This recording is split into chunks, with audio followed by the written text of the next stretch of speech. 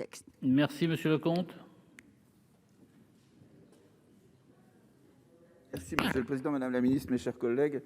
Comme indiqué dans la discussion générale, le groupe socialiste, écologique et républicain partage un certain nombre des objectifs qui sont poursuivis par ce texte. En particulier parce que sur la partie renseignement, cela s'inscrit dans le renforcement de ce qui a été fait en 2015, mais aussi parce que nous pouvons comprendre que le contexte impose un certain nombre de mesures particulières que nous aurions souhaité, nous l'avons exprimé fortement aujourd'hui, en particulier pour les mesures SILT, qu'elles restent provisoires et qu'elles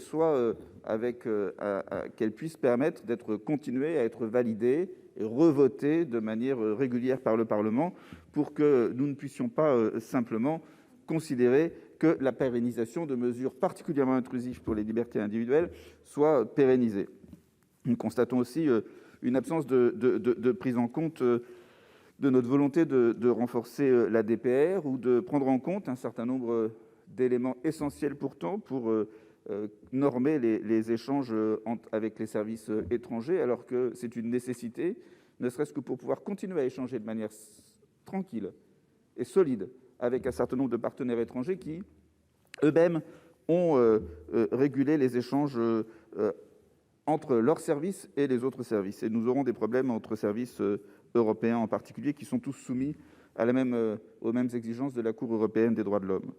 Nous devrons probablement très rapidement revenir sur l'article 15, tant les moyens que ce que nous avons voté ne répondra probablement pas aux besoins des réquisitions judiciaires.